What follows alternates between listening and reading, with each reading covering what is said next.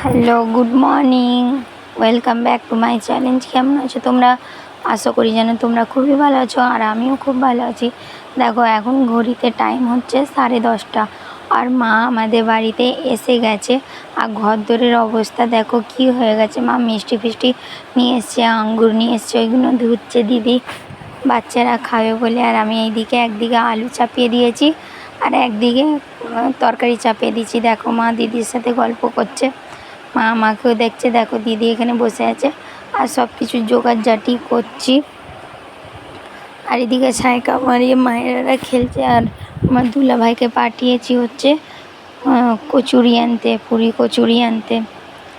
খিদে পেয়ে গেছে এখন। আর আজকে সকালবেলা তেমন কিছু রান্না করিনি, চা এগুলোই সব খাওয়া হয়েছিল।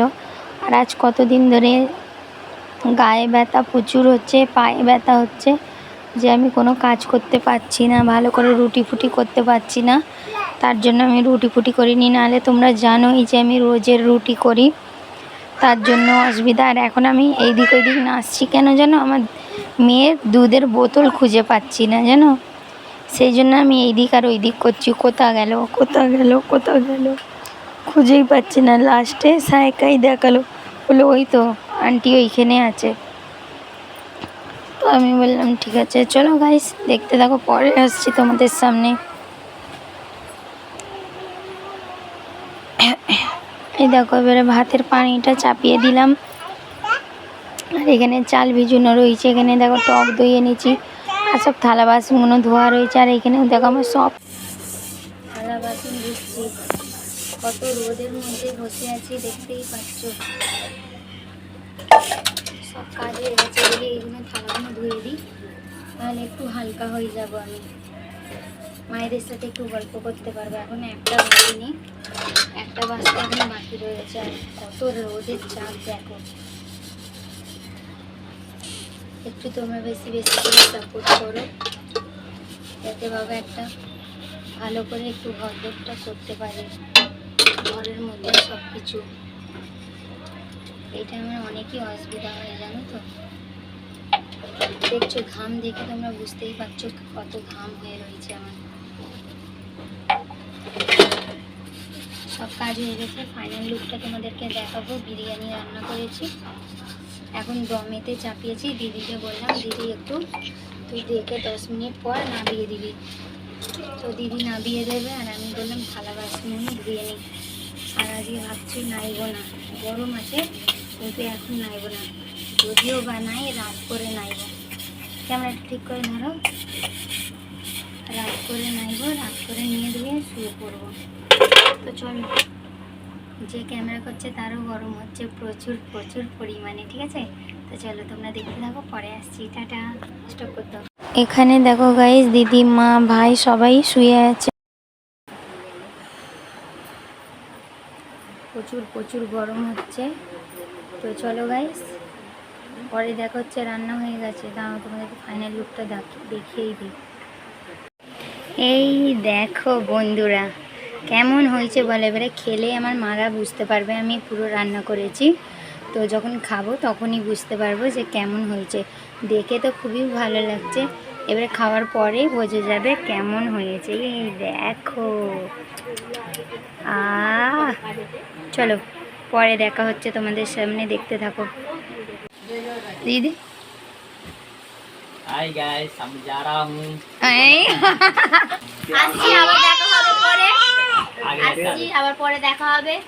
তোমরা পুরো ভিডিওটা দেখবি, স্কিপ করবে না।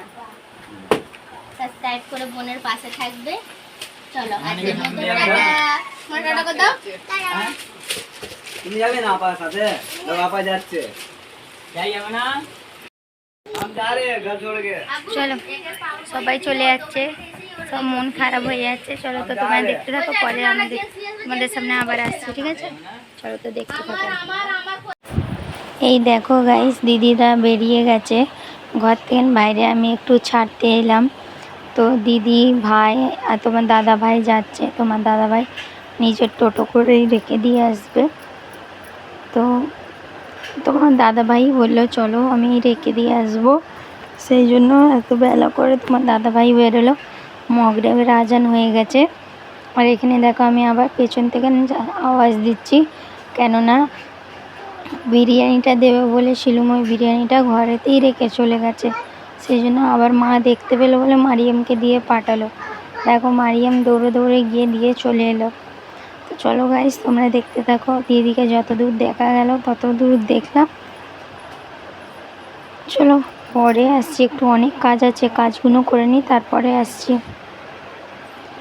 এই দেখো সব কাজ বাজ করে এই সবে এলাম। আব্বাজি ফোন ঘাঁটছে, গেম খেলছে, আর মারিয়াম খেলছে, মায়েরাও খেলছে, আর মা একটু গা গইরে রয়েছে। আর আমি সব কাজ করে এই উঠলাম, একটু পরে উঠে আটা সানবো। মা বললো এখন না, একটু রাত করে সানবি, 7:30 8টার দিক করে।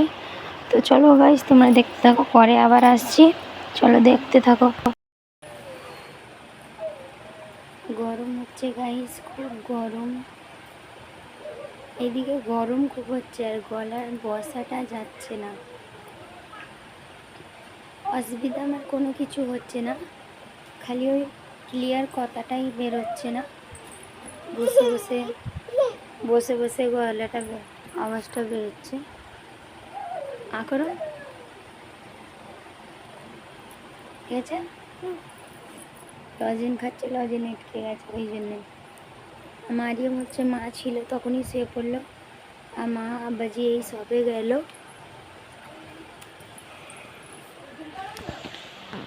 দেখো ক্যামেরাটাকে ঘুরিয়ে দেখছে। মা আব্বাজি এই সবে গেল 7:30টার সময়। 7:30টার সময় আমি দেখো এই লজেন খাচ্ছে, দেখাচ্ছে ওকে। 7:30টার সময় মাকে বললাম মা এবারে করে দেবো, রুটি করে দেবো, বললো হ্যাঁ।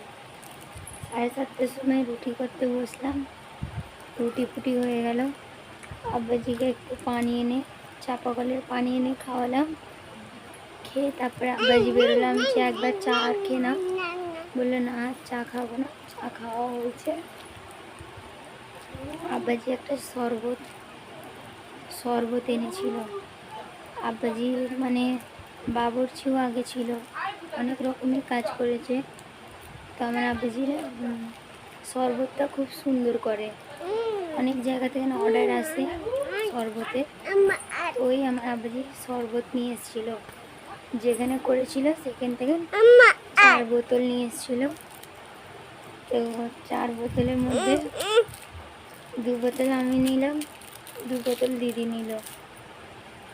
তো ওই মাকে বললাম সন্ধেবেলা যে মা চা করে দেবো, ও বললো না চা করে দিতে হবে না, যেটা ফ্রিজে রেখেছিস ওইটাই 1 গ্লাস খাইয়ে দে, তাহলেই হয়ে যাবে। তো ফের গিয়ে নিয়ে এলাম, দেখি ঠান্ডা হয়ে গেছে পুরো।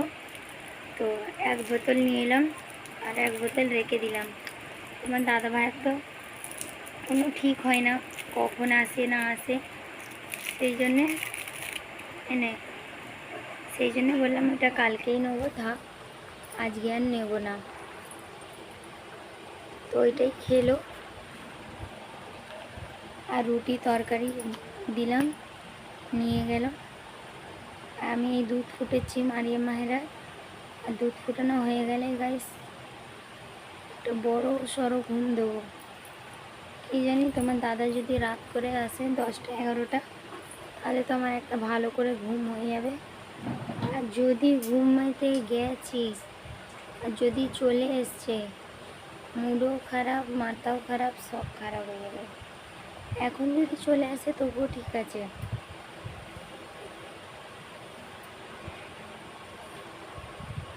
নটা অবধি এলে ঠিক আছে, আর যদি না আসে তাহলে মাথা যন্ত্রণা হয়ে যাবে ঘুমটা না হলে। আর দেখো গাইস কত জোরে ঘুম পাচ্ছে আমাকে। তো চলো গাইস ভিডিওটাকে আমি এখানেই এন্ড করছি, আগামীকাল দেখা হচ্ছে একটা নতুন ভিডিওর সাথে।